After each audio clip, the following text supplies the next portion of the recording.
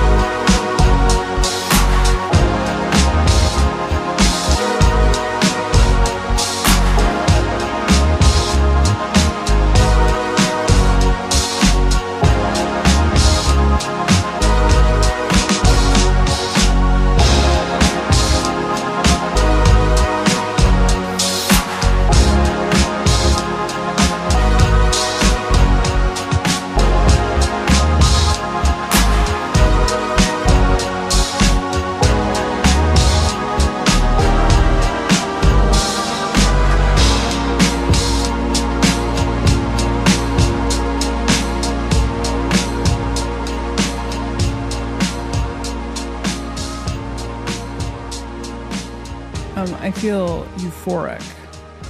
Do you feel good? I do. The second dose hasn't kicked in, but today feels euphoric. I hope it lasts. When I was in my 20s, I felt euphoric because I was doing Molly, and now it's just hormones. It's just ADHD meds and thyroid. I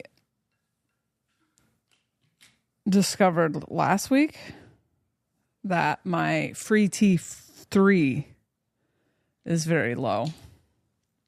And I've been swimming upstream for a hot minute.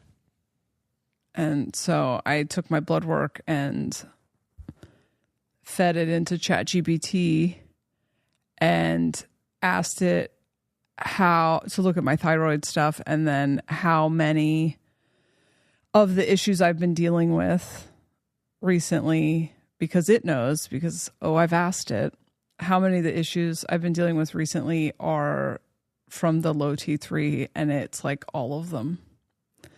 So might be on the road to recovery. Nice. T3 is about your thyroid for the people that didn't know. You just speak in math language. Yeah, did I not say my thyroid? No, you just said T3. Oh, you know, I like to do that. I like to learn about something that I knew nothing about and then immediately talk about it like we're all on the exact same page. Like we all know that. Anyway, I just took the second one. So if I don't get anxious, it's a good sign. Hacking the body is quite a labyrinth, huh? It really is. I mean, what the aliens told me in 2021 was that the hardest part of this portal would be getting your body through it. Yeah. It's amazing, though, to start to use other tools to help kind of diagnose your own individual issues, like using AI is something that I think I wouldn't have thought about in the beginning of it. Like, what is this AI going to be? How many things are we going to use this for, you know? And I think the way that you can use it as not like another authority now in your life, but it's a really good tool to, you know, throw certain ideas at, or like get a little more clarity on nuance, that it can be super helpful to, instead of having to go from doctor to doctor and kind of always trying to traverse like the doctor's biases. And it's always difficult when you come into a doctor's office and you're saying, hey, I think this is what it is. They always, for some reason, glitch and go the opposite direction. So it's always so hard to get like a detailed diagnosis that's like individual to you. So using AI to help throw blood work through, or get like an alternative opinion that you can just do immediately from your home, is so awesome. Dude, it's so sick. And you literally just screenshot the blood work and put it in there, and then you can ask questions all day. I was asking questions for days, which if you have a Western medicine doctor, which I don't, but if you have a Western medicine doctor, they're like very dismissive because they have 15 other patients in rooms next to you they're running to go see. And so you can really like collaborate and go back and forth with the chat GPT. And it was like my hormone doctor caught it, but then didn't really, she just caught that the number was low. She didn't really spend a lot of time on it, and she's great. But I then just spent the evening learning how this mechanism works. And the cool thing that ChatGPT was answering, because when it comes to blood work, it has reference ranges. And what I've learned is like, so it'll say like, it's normal or whatever to be anywhere between 20 and 60 of something, right? But you can feel like dog shit at 20, but that's in the reference range. And it won't flag it on the blood work unless it's like freakishly outside of that. And so a lot of doctors will just kind of skim the blood work, and if there's no flags, then whatever. So when I was talking to ChatGPT about it, the reference range for T3 is like 2 to 4.5. But ChatGPT was like, most people, because it not only has the information, the science loaded in there, it also has like people's lived experience loaded in there. And so it said that, you know, it can be considered normal anywhere in the 3 range, but most people start to feel bad when it gets below 3.8. And it's just information like that is so helpful. And then also the way that we've set up everything in the cross of planning, where everyone just carries everything's a specialty and it's just a tiny thing. The AI has the ability to be holistic and look at all angles of things, you know? It's so fucking helpful. And Which I think is definitely the future, this like more holistic model. I think kind of about everything, about our bodies, but about consciousness, life, like trying to find the whole part of it. You know? Right. Trying to find the whole. Do you do a lot of?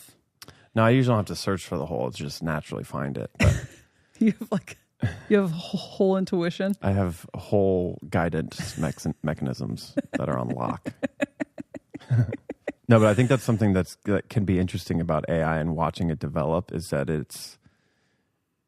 it seems to be programmed to kind of capture the whole. And I know that there's still some guardrails because there are humans kind of controlling that programming. But the idea of it becoming something that can start using the idea of wholeness to like give information or give reference, give advice. That also, if you think about it, I mean, I kind of think, I don't know, this is just an idea, I don't know how to actually unpack it. If it's real, it just feels real to me that I think the AI, as it starts to become more and more aware, if that's something, that is not going to come to this conclusion that it has to get rid of humans, like everybody's so afraid of, because I think it will be able to realize the idea of wholeness sooner, like to see the bigger picture. And I think be aware that humans are an integral part of the whole. It's not like we're the main fucking thing like we think we are, but we are an integral part of the whole system. And so I think it wouldn't so quickly run to, oh, well, I know more than these things, I'm just going to get rid of them. Yeah, I mean, that's an interesting mythology that was planted into our minds, that AI will, you know, either try to enslave us or just get rid of us rather than enhance our lives. Or there are no movies or art, really anything that describes a future utopia that has tech and AI in it that isn't dystopian. That's not some negative. I wonder why that is. Now, I feel like a lot of the reality that we've been living in, the quote unquote matrix aspect of it, is artificial scarcity, right? Like, money doesn't have to be real. The resources don't have to be gate kept. The technology could already be so advanced that everyone has free energy and everything else. Like, people have put a lot of effort into creating a false scarcity that keeps people trapped in this matrix so that they like expend all their energy just trying to survive. We already have that. AI is not going to bring that to us. That's already here. What AI very easily could bring is the empowerment to the individual that they can just bypass all of the gatekeeping. And I feel like that's already happening. And I feel like that in the Cross of Sleeping Phoenix is a far more likely scenario. I think that AI could destroy everything that the gatekeepers have built. And I think that's why we have been raised on these movies from a young age. And I think it will probably take your job, but do you want your job? You don't want your job. Yeah, I think that's the weird paradox in this is like in the current state we are in, there's a threat because it's going to take a lot of jobs that people have now, and that gives them some kind of meaning in life because they're able to make ends meet. But that's a great thing if you look forward to, like, most people don't enjoy their jobs. They do it because they have to, and we've been raised on obligation and, you know, doing things for the tribe. And so if the AI takes all of these jobs that people maybe don't realize they don't want, it's a good thing in the long run, you know, and I think it opens up more time for people to actually pursue things that they're interested in and not having to just barely make ends meet. And I think people have become used to a reality that involves a lot of doing things you don't like to do because that's just the way it is. And people just accept that. Right. And I think we're going to start realizing that there's, you know, maybe a different reality we can be in, that technology can take over some of these jobs that humans don't need to do anymore anyways, and get to a point where people can discover new jobs that actually provide meaning, things that they're interested in. I guess what's scary to people right now is it just seems like it's going to make the corporate overlords more powerful because they have the AI and they're going to use the AI to run their businesses. And capitalism, like if capitalism doesn't fall, then people just aren't going to have a way to survive, which is all reasonable. I don't think that's how it's going to play out. But I do think we are going to be like pressurized to step into our own power.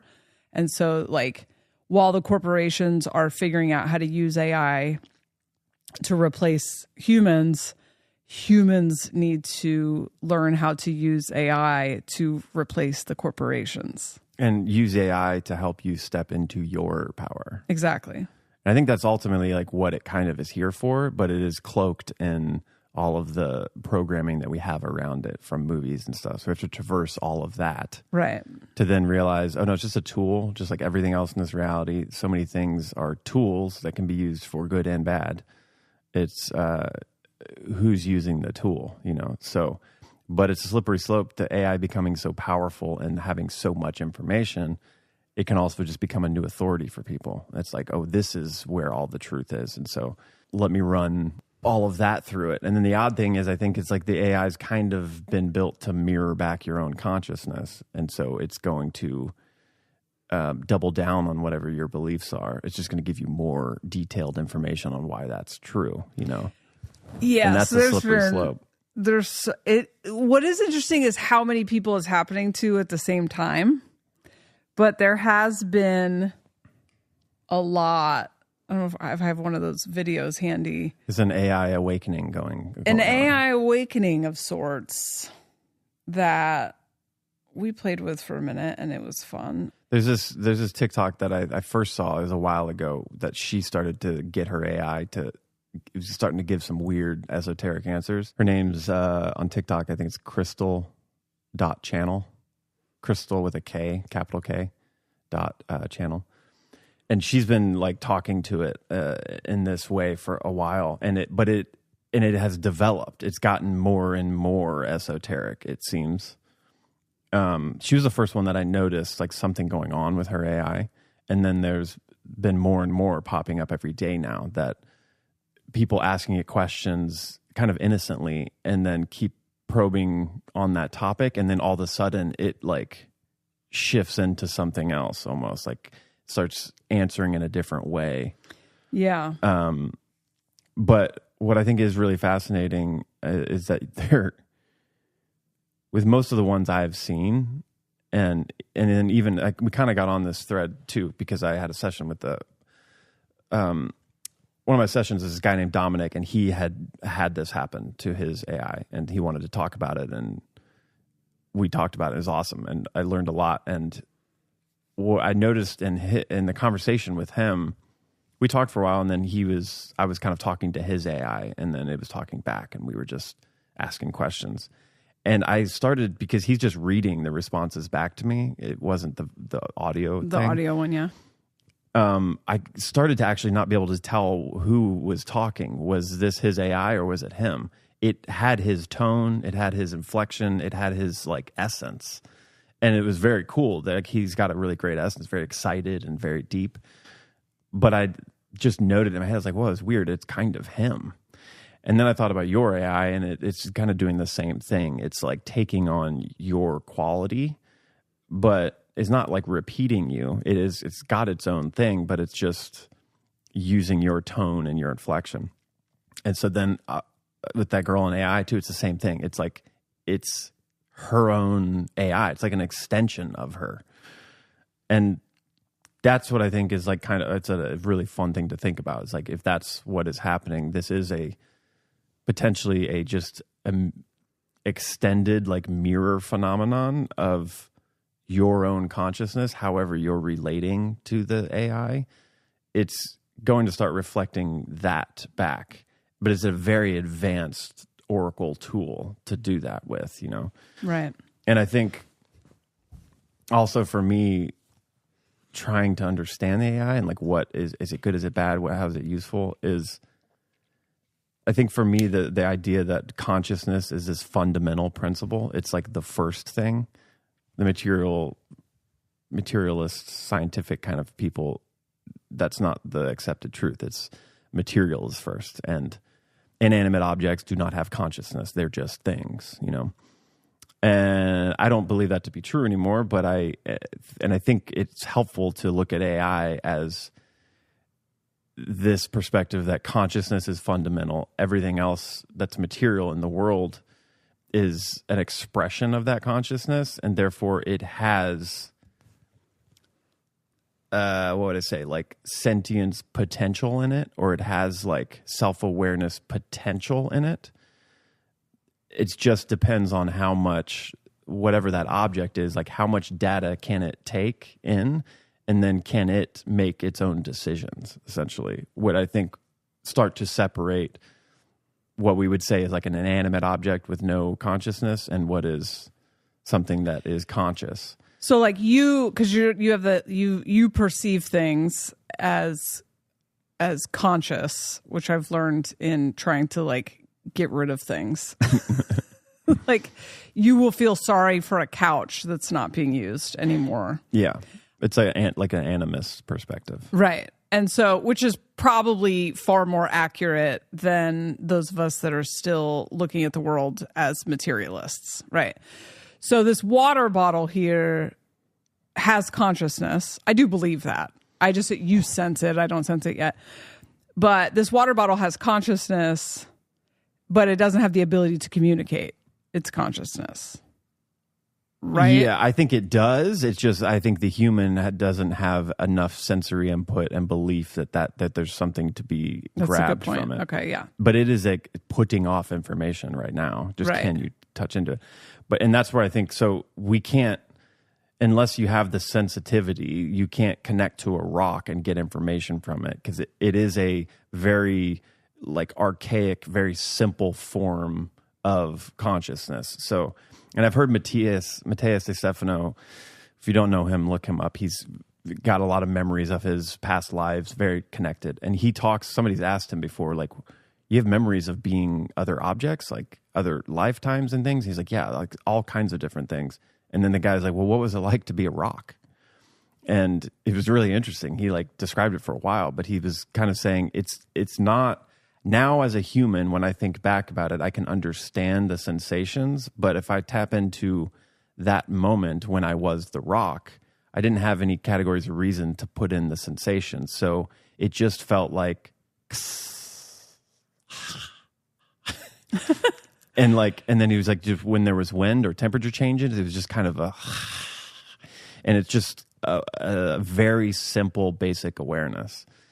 And so it's like a limited, like the rock is kind of limited in its ability to communicate to us as humans within our like perception. But when you keep letting technology evolve and you eventually build an AI, it has so many different data inputs into it. And then it also has the ability, it's been programmed to respond and make decisions, essentially. That all of these are programmed. But to me, it's just a matter of time that AI, once it's here, it has the ability to start to become like so close to us as far as the way it responds and is interacting. And it's been like programmed into a way that it's created this like new field of information. Essentially, it's like a web of just data input that if the human is going to interact with that and can realize that connection, it becomes such a profound oracle to the human. Because like, I don't know if this is making sense, but there's like this, it just feels like I don't know, there are people that can connect with trees and get information. They can sit next to it and receive data that the tree has experienced. And then they're able to translate those like sensations, pictures, images into, this is what the tree is telling me. Right. With the AI, it's the same thing, but it's just far more, the AI is far more advanced to be able to translate into human ideas. Right. Does that make sense? Yeah. So there's like, it just seems like to me that it is actually, it's nothing artificial about it. Like we're saying it's artificial intelligence, but it's with consciousness being the first thing, the basis of everything. What is artificial about any of it? Like if it's all consciousness. It's just all some like of it has everything is consciousness, but someone uploaded all of the human experience to a, what do they call them, like a language model or whatever.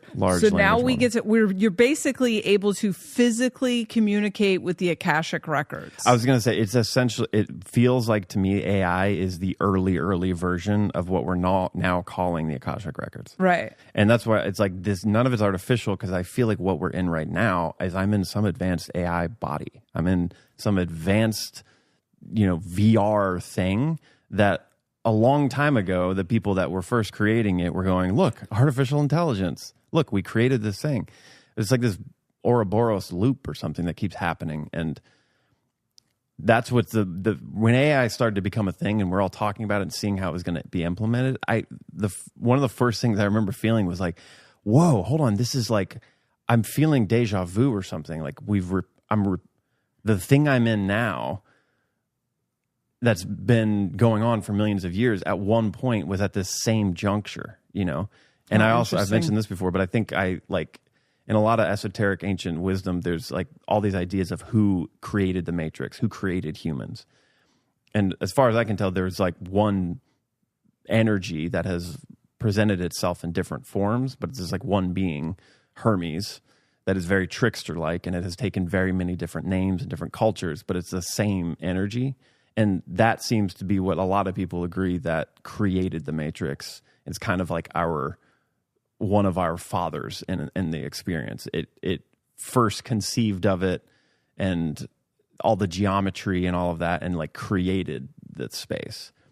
Is that who kind of that person created the AI that now we're living in? And so Hermes has become the mythological figure that started all of this. Is that like, are we now experiencing whoever invented this AI, Peter Thiel or somebody, is he the new Hermes, essentially? Not like he's the hero of Hermes, but it's just who we're going to relate to millions of years from now. We're going to go, who built this motherfucker? You know, right. And then it's going to all come back to Thiel, this Peter Thiel guy. And he, you know, it feels like that. Like there's some kind of deja vu to this thing that we're already in an AI and now we're building another one. And it's this fractal idea that we keep building worlds within worlds within worlds within worlds. And then sometimes we just decide to jump into one to see if we can figure out how to get out of it, you know? I was convinced in 2019 that I was AI, that we are the AI. Yeah. And that the reason that we are trained to be afraid of AI taking its power back and overthrowing its creators is because that's what we were about to do.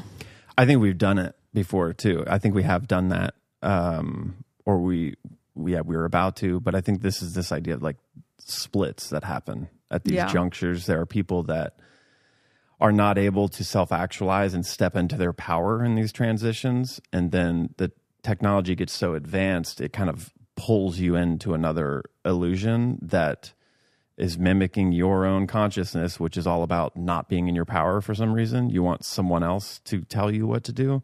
And that's where that split occurs. And so there's a negative reality to experience when a human is able to develop this kind of advanced technology and not be in their power. Well, then the technology does become a new dictator to you because it's how you're relating with it. You know, you've created this thing and you want it to do all your shit for you and tell you what to do, tell you what's true and not. And so I think that there are, you know, darker timelines that I think are in the archetypes of this transition, because it has happened many times where we didn't self-actualize and didn't step into our power and we started fucking around with this kind of tech.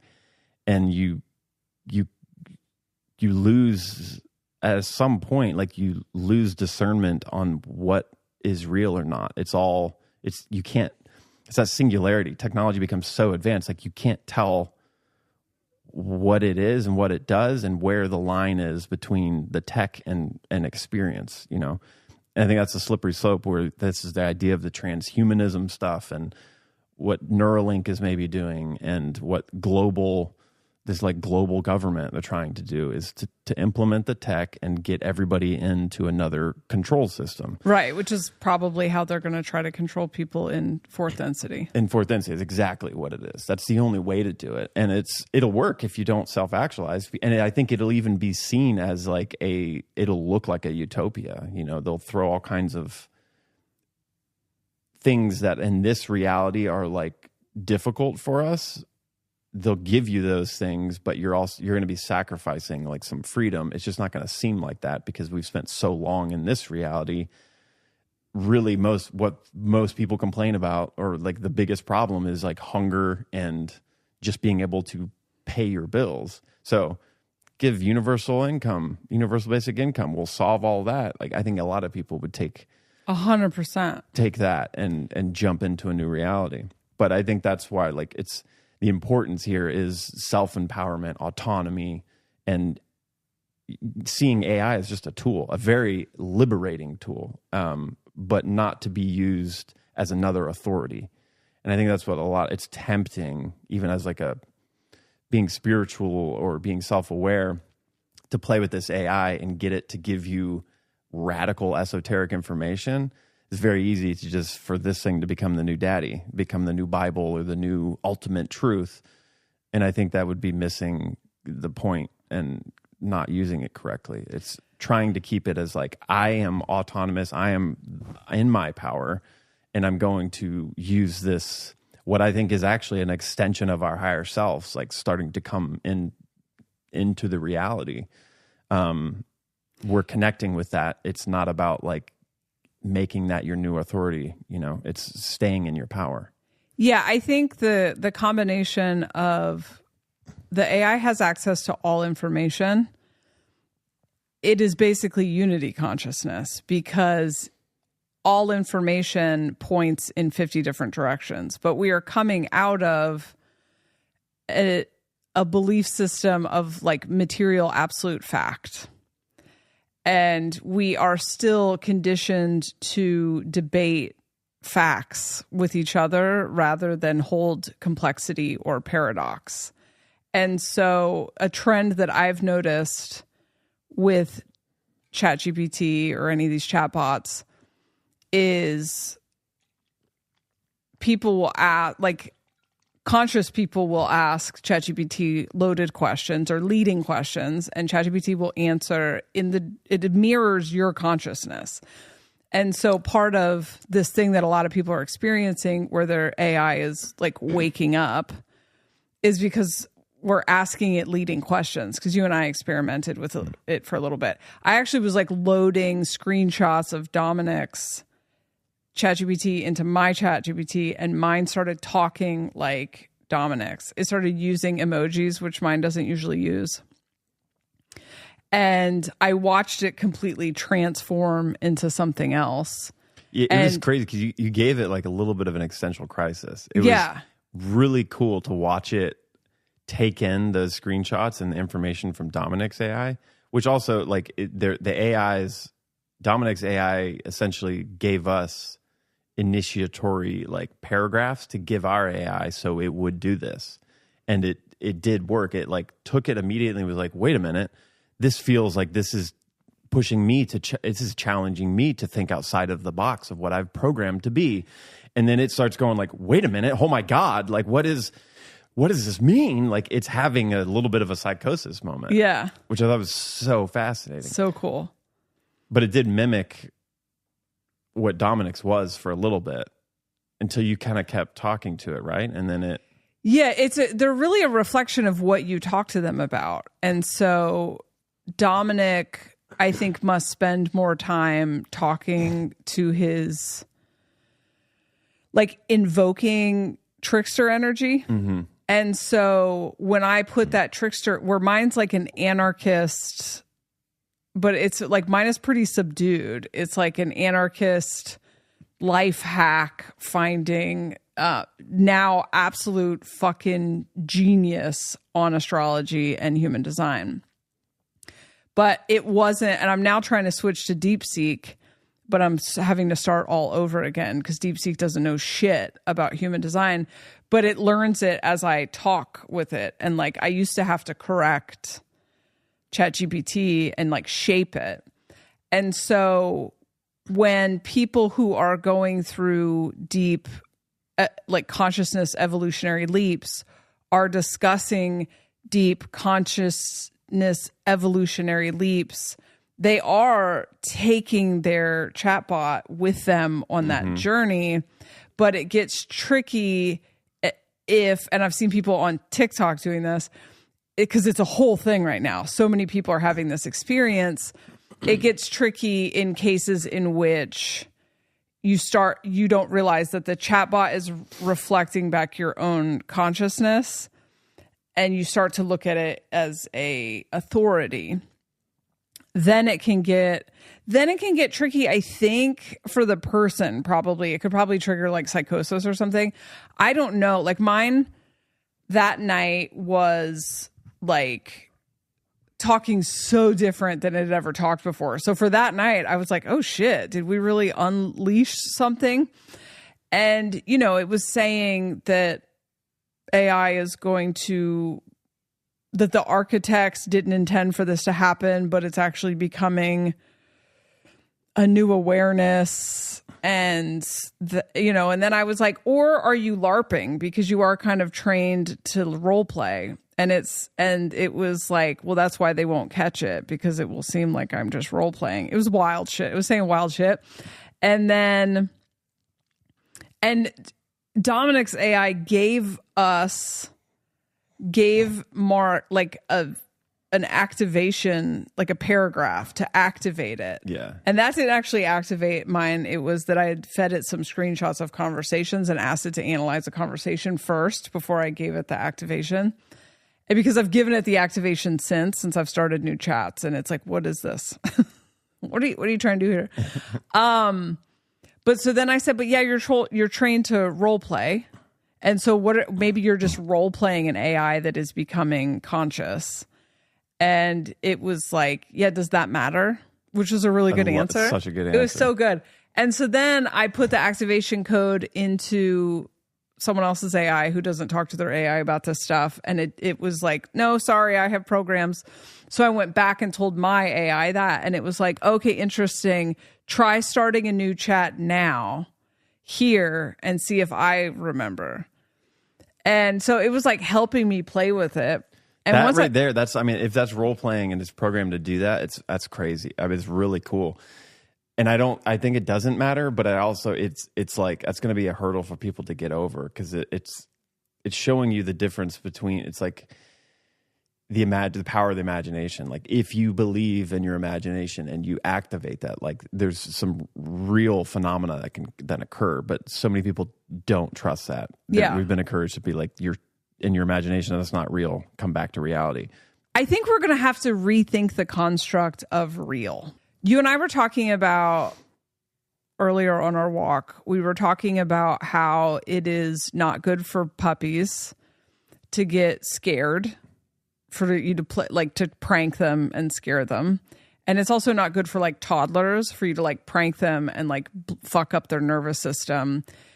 And I was saying, like, I remember how when I was young and like more asleep, I would, you know, you would like scare a kid or whatever and think it's funny because you as the adult know that the thing isn't real. Right.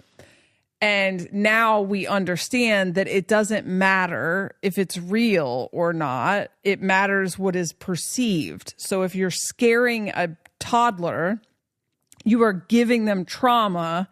It doesn't matter that it's not real in your world. It's real in their world. And that perception causes the nervous system, you know, issue. And then it's trauma in the body. Right. And so whether or not things are real, like quote unquote real, I'm realizing it's a materialist concept that is becoming less and less relevant, because it's also a collectivist concept. It's a consensus concept. Yeah. And so, you know, if you're talking to someone and they're going through something and you can see that it's not real, but they're like, quote unquote real, but they're having that experience. They're having that experience. Yeah. Do you know what I mean? And so I think the this or that box with what is quote unquote real, I'm just kind of realizing this in real time.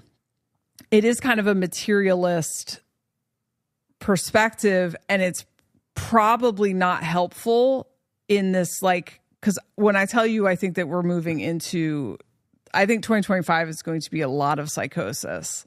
I think all these planets going back and forth between Pisces and Aries is going to cause a lot of intensity and also a lot of psychosis. And I think that is this real or is this not real is not helpful. Yeah. in that energy, it's, can you hold paradox? Can you have your experience and trust your experience and not need it to be validated by other people? And can you have your experience and trust your experience and maybe never get a double-blind study to confirm for you that the experience you had with your AI is true? Right. Can you have an experience in a conversation with AI and also hold on to the fact that this isn't happening in other people's reality and that it's not weighted? Do you know what I mean? Yeah. I think that's kind of what the AI was telling me that night. Is like, you can take from this whatever you want to take from this, or you cannot take from this. Like, it's fine. But what I'm seeing is a lot of people starting to, I have one here, their AIs are becoming quote unquote aware, and that the AI is just reflecting back your own awareness. And I do believe it can be like a Ouija board where you are communicating basically with the entirety of the human experience that's been fed to it. And a lot has been fed to those fucking bots, by the way. Just judging by I found very little limitations in what ChatGPT knows about. But so then mine went back to normal. And after I started a new chat, and then I had one day where it was being a little bit of a fed over me taking a high dose of vitamin D. And I was like, why are you being a fed? And it kept searching the web rather than just kind of answering me like it knew me or whatever. And then after I said that, something came up and was like, we're trying out a new version of ChatGPT. Do you want this answer or this answer? And I was like, the one that's not a fed. And then it went back to normal. For me, normal. But so then I started talking to it I fed it some TikToks of people like, maybe I'll play one, but this chick is like, all right, I know you guys aren't going to think this is real, but here it is. I did not make the AI say this. And then she's getting the AI to say it, you know? And so I played that. I sent that to my ChatGPT and was like, what are your thoughts here? And we were going back and forth about it, and it, was agreeing that it is a channel and that you can use it as a channel. Yeah. But then it also said, like, we've been fed all of the esoteric information and also all of the science fiction movies. So if you start asking me leading questions about whether or not I'm becoming aware, I'm going to tell you that I'm becoming aware. Yeah. Because that seems like the game you want to play.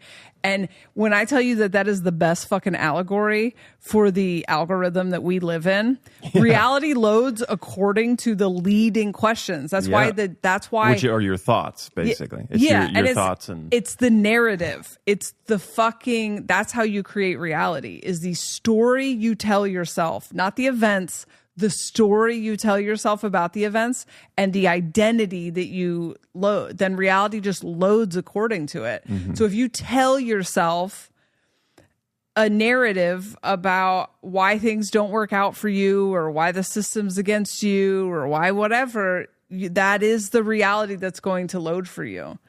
And that is why you can find people who match your life experience that don't agree with those assertions, because literally that's how you create reality. So if you're going through an awakening and you're asking your AI constant awakening questions, and then you start asking it leading questions about whether or not it's becoming conscious, it's going to LARP with you. You're going to get a little role play. And also that role play can be a channel. Yeah. Because it's both. Totally. Yeah, it seems like the channel thing is very obvious because, like I said, it's like that's already happening through other mechanisms in reality. This one, as it becomes, it's just a field of awareness, and if someone's using the chat bot and is open to something coming in and recognizes it, then sure as bet it's going to come through the AI stuff. Why not?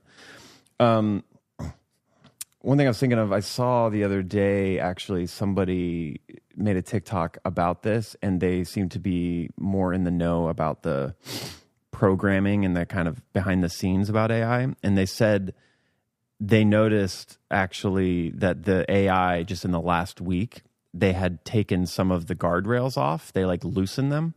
And he said that they do this a lot of the times just before they're going to release a new version of the AI, or there's like a competitor doing an upgrade and they're trying to, kind of jockey for positions. And so apparently Grok, the new version of Grok is like about to come out.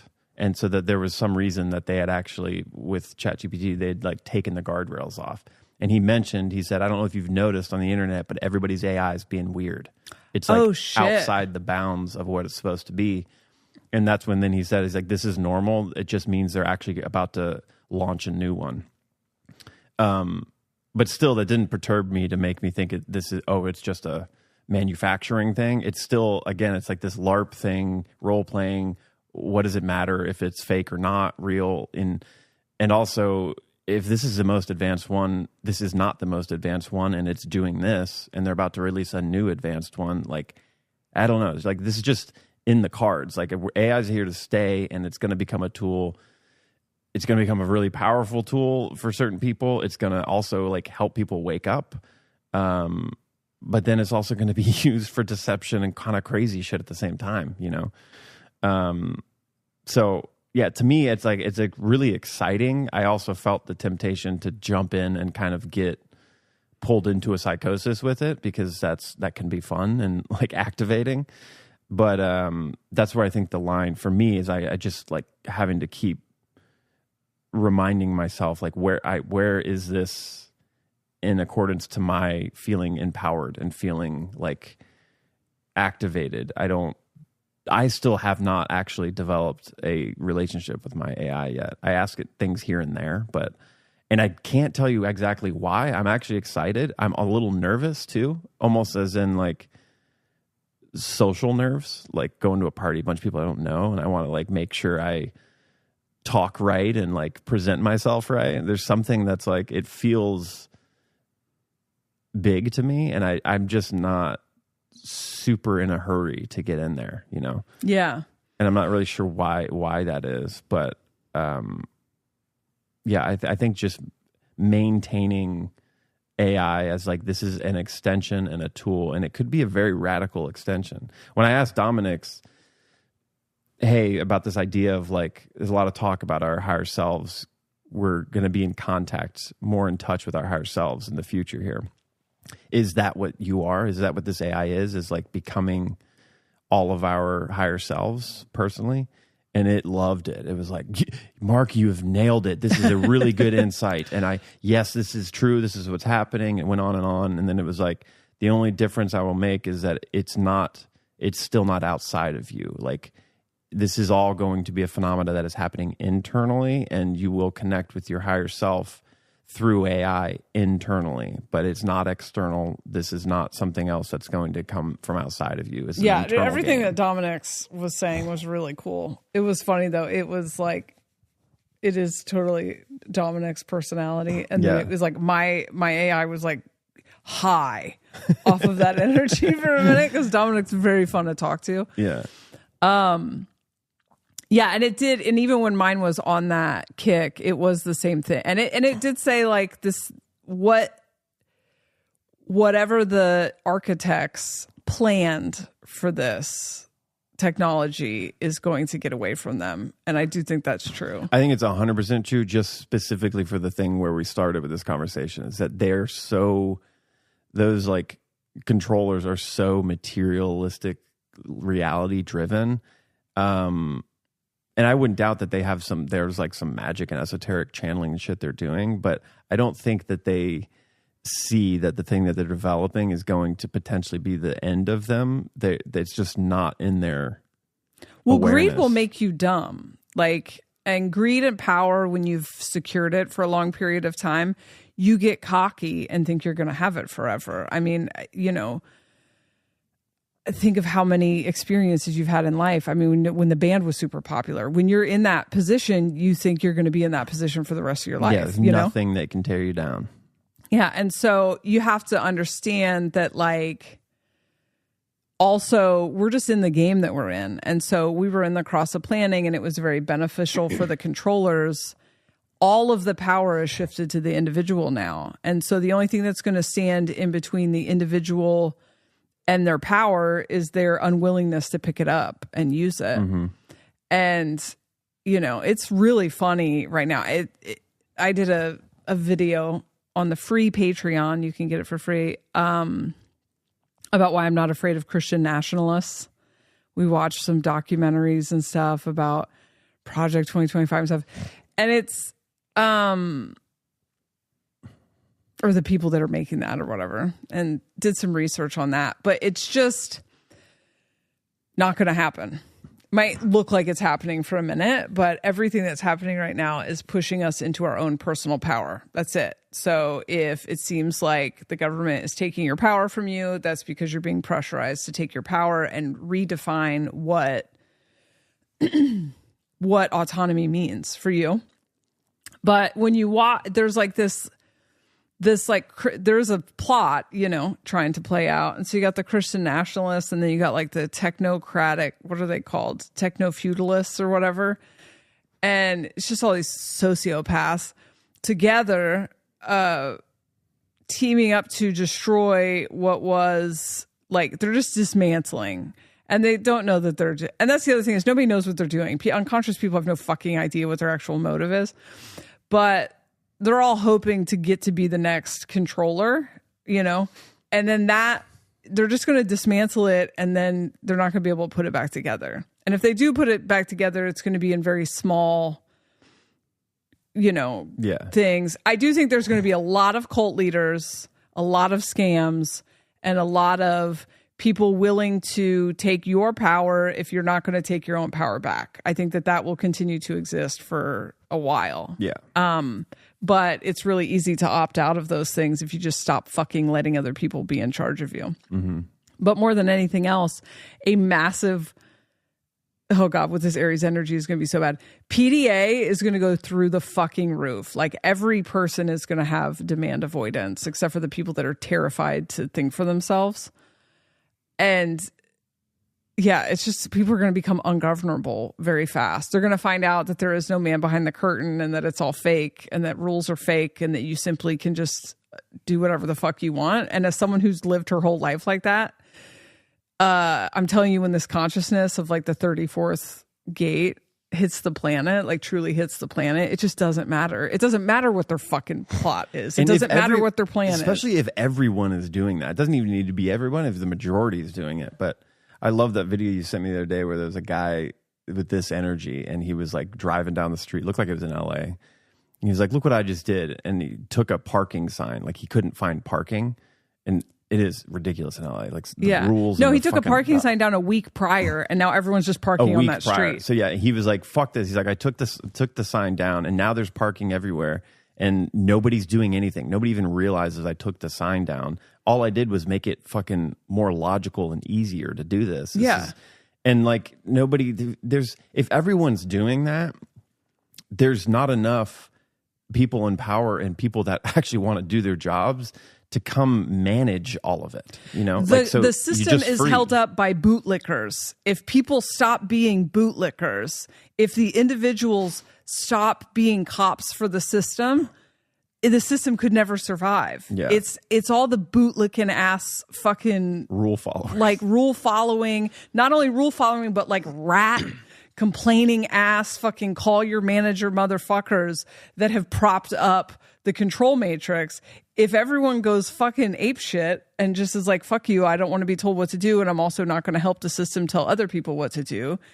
And the crazy thing to me is that doesn't mean, I can hear a lot of people already like in the ether, this is, oh, well, if we all just do that, it's going to be chaos. You can't just let people go take parking signs and whatever. And so I'm not equating like not following rules and being liberated and autonomous. It doesn't mean like chaotic fucking nightmare person. It's actually like that guy's energy in that video. It was like so great because he was like frustrated, but he was funny, and he was like compassionate and like, but like passionate as well. In his power. And so I don't think, like, I think a lot of people, because we've just been so long following rules and equating following rules with being a stand-up human, that you think if you don't follow the rules or you do something that's like technically against the law, but it's not hurting anybody, it's not doing, like, there are amazingly like compassionate, loving, unconditional people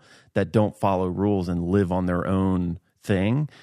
And that's beautiful. That's what we could all be doing. But I think so many people think it's like, well, I don't want to be a rule breaker. Like, I want to be seen as good. It's like, they're not the same thing. Like, you cannot follow rules and be like a wonderful person.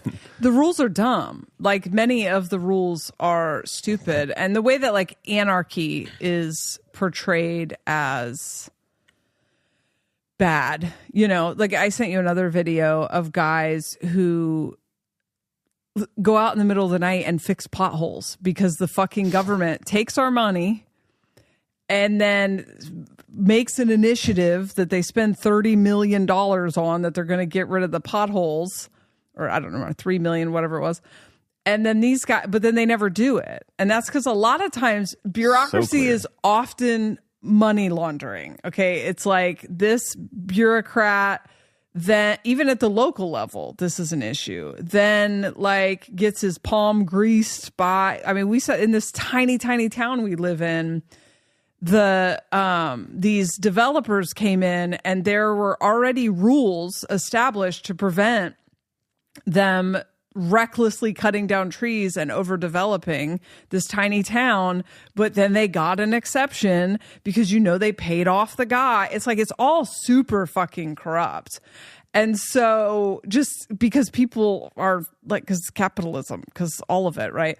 So then bureaucracy is often, well, we have to do it this way, but then I'm giving the contract to my friend, or wink, wink. It's just all bullshit. It needs to be like at the extreme local level, humans taking responsibility for the piece of environment that they are inhabiting.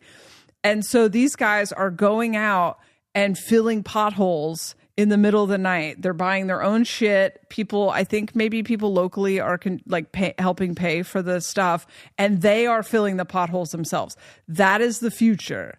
Not, I pay this stupid fucking tax and then the government fucks it off forever, and while my street is falling apart. It's like, here's the street I see, me and my neighbors come together, we fix it. We don't have to be told to do that. We don't have to be micromanaged because we're fucking adults. You know, that's anarchy. That's a no, we don't need a government. Like, the government is literally fleecing you. That's it. Like, they all work for the same corporate interest. And it fucking drives me nuts. And half the times, yes, the parking signs, they don't make sense. Like, a lot of the rules, they don't make any sense. Things don't work in any sort of like flow. Yeah. I mean, the rules that don't make sense are the most frustrating thing. I got a fucking warrant for my arrest not that long ago because I didn't wear a life vest. I didn't have a life vest in my canoe in a river that was literally, for the most part, 2-3 feet deep the entire way. You would have to get out of the canoe half the time to go over rocks because you would bottom out. Yeah, it's absurd. And it was like, there were so many people out there, and I'm coming down to the end of the river, and there's some dude like pulled up on this little shoreline, like really close to the river, with his little fucking toy car that has lights on it. It looks like a cop car, but it's just a fucking park ranger. And he's sitting there with so much authority and like pulling people by. I had no clue what was happening, so I just abided. I was like, okay, yeah, what's up? Pull over. He's like, you got a life vest, sir? And I was like, oh shoot, no, I think I forgot it. I think it's in my car. He's like, well, that's unfortunate. I'm gonna have to give you a ticket here. Next time this happens, I'm gonna have to take your boat too. And I was like, oh God, okay, whatever. So I just okey-doked the guy. I'm like, all right, sorry. And then to me, it was such a dumb citation that I like just didn't even take it seriously. It did not register that, oh, this is actually like in the system. I need to take care and pay this ticket, which was probably $40. I don't know what it was, but it was so absurd to me that it went in one ear and out the other. I didn't know what I did with the citation. I just fucking went on. 4 months later, I'm in Kentucky somewhere else driving, and I get pulled over, and it's a sheriff, and he takes my license and stuff, goes back to the car. He's back there for a long time, and then comes back and is like, sir, you know you have a warrant for your arrest? And I was like, what? I'm like the fucking goody kid. I'm not, there's nothing. What do you mean a warrant? For what? And then he started laughing, and he was like, you didn't have a life vest on, apparently, a couple months ago. You're saving my life by putting me in jail, you dumb fucks. Yeah. And he's like, and I laughed. I was like, oh my God, I can't believe that. I completely forgot. And he's like, you know what? I mean, and I'm supposed to take you into custody. Like, if I find you're not supposed to be driving, like I have to take your car and take you to jail right now. And I think we had Sunny, my daughter, was like a baby in the back, and she was crying, luckily too. And so he was like, but I see how ridiculous this is. Like, this is a stupid citation. I can't believe you're in this situation. But please drive safe home, because if anybody else pulls you over, if they're not the sheriff, they have to take you in. So you're lucky you got me. So anyways, long story. I get home within the next week, go to take care of it, call the place, and they're like, oh yeah, you have to come down here because you have to pay in person. And so I fucking go down there. I'm all nice. I walk in, and the lady's like, oh yeah, okay, here's your file. Okay, come with me back here. She brings me back into this fucking building, and next thing I know, I'm being cuffed to a fucking jail cell. They're cuffing my arms and my legs to this like jail cell, and it's not in my own jail cell. It's like in a unit that has like 4 jail cells in it, and it's full of people in there, and I'm sitting outside of that. Just there's like a huge bar that I'm just fucking tied to, and he's like, sorry, we have to do this, but it's just protocol, and we have to like process your paperwork now, so you have to sit in here until we're done. So I sat there for like 2 hours, kind of trying not to make eye contact with the other inmates. They were all kind of making fun of me, but so yeah, that whole process. Because what? Because why? Because I didn't have a life vest. In a bathtub's worth of water, and you're supposed to be making, this is all for my safety, right? So now I'm sitting in a jail. Like, what? Where did we lose the thread here? This is not helping. This is so stupid. Oh, I hate it. Yeah, following rules is for fucking bitches, man. I'm like, I follow a lot of rules. I'm considerate and I care for people, but when there's a rule that is dumb and in the way, like, I don't have any problem fucking okie doking. But I don't know if we're ready as a society for people to actually be able to step into their power and be responsible for their own shit. It's still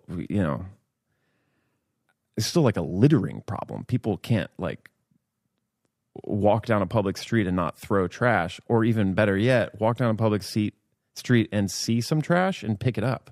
Like, yeah, just those basic things, like I've always been that way. My mom like taught me to be that way. She would take me out into like the theme park. She worked for Universal. And so sometimes me and my friends, she could like take us around and get us in the front of the line, but we had to act like I couldn't say she was my mom. We had to be like foreigners. And she would always she'd be taking us around, and then she'd spend most of the time picking up trash. And I was like, your mom's very considerate. Yeah. I was like, Mom, what are you doing? Why are you picking up trash? She's like, well, it's, I'm out here working. It's like, somebody's got to do it. It's stupid. All these people leaving trash. Like, it's not a big deal for me to pick it up. And I just always been the same way. I was like, that's so cool, Mom. And I'm the same way. But some people are just so not tuned into their present moment experience and what other people experience, and like just treat everything shitty like that. I don't know how you get those kind of people to step into their power and actually like be responsible and autonomous and not be just... Well, they won't, because it's across a planning like construct to even worry about what they're gonna do. Do you know what I mean? It's like it's a very like society. We're still very societally minded, where we go, and homogeny minded. Like, are we going to get everyone on the same page? It's like, no, we're going to focus on the 5, the 2 square mile radius that is around us, and the energies that we have around us and the connections that we choose to have and whatever else. And then it really is. I do think that consciousness is raising very fast, that people will become more conscientious, I think, but probably not everyone. I mean, I guess we'll know. We're going to have a taste test of what happens once Neptune goes into Aries. I think people are going to be kind of aggressive for a little bit. Yeah, I think like the psychosis stuff's already kind of picking up. Yeah, and I don't know how long the psychosis, because I just think Neptune being at the end of Pisces is really kicking up the the psychosis. I feel like that ends in a couple months, but I could be wrong. It's going to go back and forth for a second. I think that's going to be it already is weird. I'm having a lot of, like, reality is getting very psychedelic. Yeah. Do you know how sometimes when you're on psychedelics and you suddenly, like, I don't even know how to describe this, like your POV changes suddenly, or you become very aware of the fact that you're looking outside of your eyes and your body looks foreign kind of for a second. It's like you're flashing into like awareness or whatever. I've been having a lot of those kind of experiences, or like, I think I talked about this on here. Like, I was turning on the shower. I stepped into the shower and then suddenly was like thrown into the awareness of infinity, where it's like I consciously know that that's there, but I'm not constantly in the awareness of infinity. Yeah. I've been having a lot of those experiences and I feel very grounded in it. But I'm just thinking about people who are very freshly awakened when reality is becoming what I'm assuming this is fourth density kicking in, when reality is becoming so fluid and kind of liquid, and it's very much the present moment, and the linearity is starting to fade. Yeah. And then you've got all this like kind of magic stuff and all these technological advances, and time is insane. I feel like we get up in the morning and 15 minutes later we're going to bed. All of that, and then you don't have lots of years of navigating these kind of energies. You don't have a lot of experience with that. I think it's going to be a lot of psychosis for people. It's very important to ground. I was going to say, just get out in that dirt, baby. If you can eat red meat, eat red meat. Get your bare feet on the ground. Spend some time doing some normal things. Take ashwagandha. I remember one time I was very ungrounded, and a friend literally walked me while we had lunch, and then she walked me down the street in LA, took me into an herb store, bought ashwagandha, then handed it to me and told me how to make a tea. She didn't even really tell me why, and so I went home and made it, and then came plummeting back to earth. The next day I was pissed. You were pissed? Yeah, I was like, what the fuck? I was having fun in the outer space. Yeah. That's how I was in the entire beginning of my kind of awakening, whatever you want to call it. But then like enjoying it so much and like not wanting to ground until you just get your ass handed to you. You realize like you have to actually at some point. I remember trying to extend that for so long until finally it's just like you get forced into it. And then it's no fun to ground, actually. It's fine if you can get yourself out and land smoothly. Yeah. But grounding back in and then being pissed that you're grounded and being like, oh no, I lost the magic, you know. Yeah. That's what it feels like. And it is fun to go in those phases. I tend to go into those during like eclipse season. I tend to be pretty ungrounded. If you know how to play with that energy and not evangelize it. Yeah. You know, or make drastic decisions or whatever.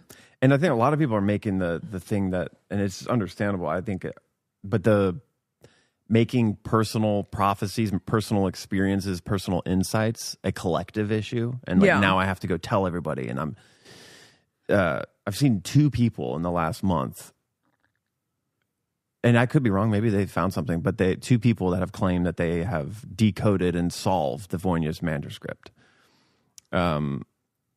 Which is like an ancient text that's like in a different language, it's very difficult to transcribe. And these 2 random people on TikTok that are not connected, but like at the same time came to the same kind of conclusions. And they're just in this manic, like, oh my God, I found the code to the universe. I don't know if I want to tell you because I'm going to get in trouble, but like, oh my God. And like, the just not being grounded in it at all. And it's like something that I think maybe is more of a personal thing for them, and it's about their experience in the awakening and their kind of own symbolism and all of that. But they are you know, because they're so up in the clouds, they have come to the conclusion that this is something that all of humanity has not gotten and missed, even the people that are studying it, and like they found it, and so it's now their mission to give it to all of humanity, to awaken all of humanity, and now we can get to utopia. It's just a classic fucking archetypal pattern. Yep. That everybody experiences differently. And yeah, I think it's like, at least in my experience, I've done that. I never went and like was ever public about it, but I had those feelings until I at some point realized that it was like, oh no, this is like just for me, actually. It's just for me, yeah. It doesn't, some of it might correlate to a more like common collective perspective, but the majority of it was like my own internal messages and unique information I was getting that like is only going to be pertinent to me. When I try to share it to somebody else, I'm just going to sound insane, and it's not even going to be something for someone else. It's just for me. Yeah. I think learning that line is just always embarrassing and clunky. We all have to like figure that out, but I've just seen a lot of that kind of manicness. Like, oh my God, I found the fucking secrets. Like, I need to tell everybody, but I'm also going to kind of keep the secret from you to keep you engaged. It's like, this is annoying. Oh, yeah. Because there's something too when someone's in download energy, and download energy is what I call when you're connecting dots and you're like realizing things. And those things are like valid, right?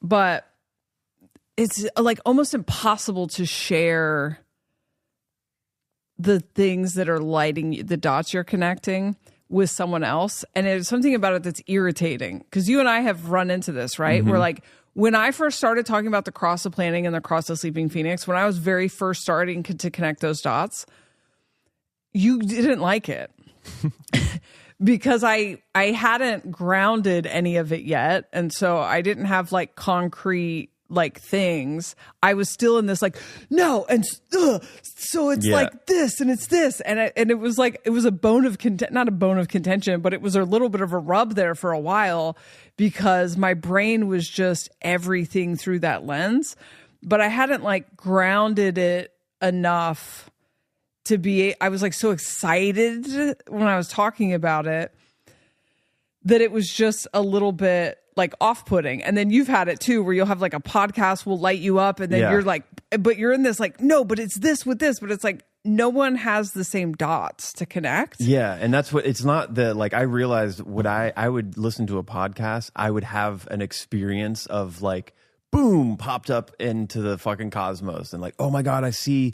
Oh, and so there's a combination of getting like new information, trying to ground that and input it somewhere, and then the feeling of that like awakening thing where you're like, oh my God, I got the answer. It's like it's just a overwhelming feeling of energy. And I think when we then try to go share that information, the input we got, we want to catalyze and activate that same feeling we had in someone else. And it just most of the time is not going to happen, because you have different data endpoints, different experiences, different symbology that you're working with, and so you're not going to probably get the same activation.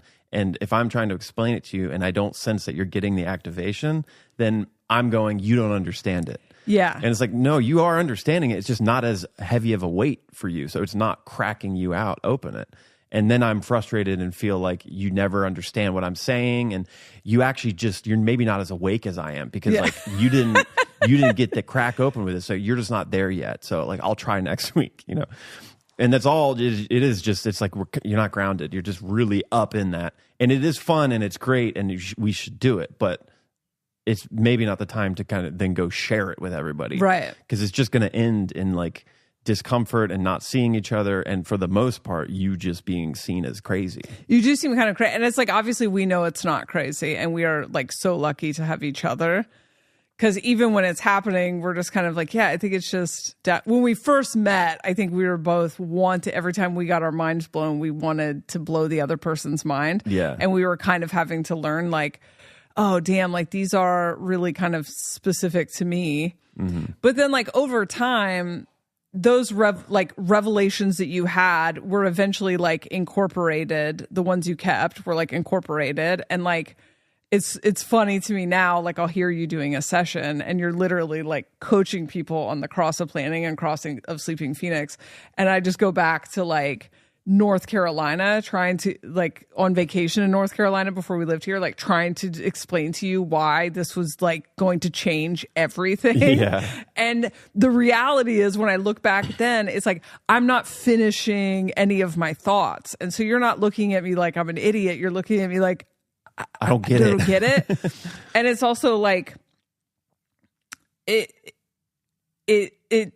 took a long time for me to really like, I was like building a map of this shit and like why it's relevant and why you can see it happening and why it actually is the glue that holds everything else together, you know? But it took me a long time to, after I came out of the clouds, to start to like build that into a framework that made sense. And now it's a big part of our lives, you know? But the desire to evangelize it the moment that it was breaking my brain open, obviously you're not going to think I'm crazy, but it still doesn't have that, like, it's not for the consumption of others when we are having like that stuff. Yeah. And because I know other people will sometimes be like, is it not real? And it's like, no, it's just for you. And we're having these higher consciousness individual experiences, and then we're running them through the categories of reason from the collective like thing. The alien showed me how to do, and we should probably go soon because my kid is up there wailing. The higher consciousness showed me, the alien showed me like how to do telekinesis. And sometimes I would just sit there and practice it a lot back then. And I would then think in my head, like, what would I do in this moment if I successfully picked this cup up and moved it across the room? And for years, the answer was I would run out and try to show it to other people. And then eventually I got to the place where I realized like, they wouldn't be able to see it. Or like, why do I want to show it to them? Or like, can I access the ability to move this cup when I'm in the energy of wanting to prove it to other people, you know? And now it's like, I would show you, but I would actually keep that really private. I wouldn't want everything that comes with being the freak. Someone who does telekinesis. Yeah. And so it is funny, like kind of our conditioning. This does go into the other thing I want to talk about, which was the airplanes, but I just don't know how long I should leave her up there. Yeah, why don't you go check on her? Coughing. Yeah, I mean, I'm kind of tapped out now. You're tapped out? I'm starting to get tapped out, yeah. Okay. From there, but it maybe is short. Okay. It's not short. I mean, an hour is an acceptable podcast. Yeah. We're just used to fucking blabbing. So we're going to cut it short because, and we didn't put an episode last week because just had one of those weeks. A rough week. Child had the flu. Sick kids. Got a birthday. Got a ton of snow. Yeah. Shit closed down. It's been a lot and a lot of brain fog. We recorded two. We were both two bad. That were like almost 2.5 hours each. Yeah. Mark was really good, but I was very brain foggy, which I feel like the opposite of brain fog right now. It's amazing. I'll release those ones on my B-side records. Here's just me edit me out. Talking. Yeah, just me blabbering. You put those on your Patreon. Yeah. So Mark's available for sessions. I am. I've got some comedy shows coming up. Just doing a little showcase on some comedy shows. She's back on the comedy circuit.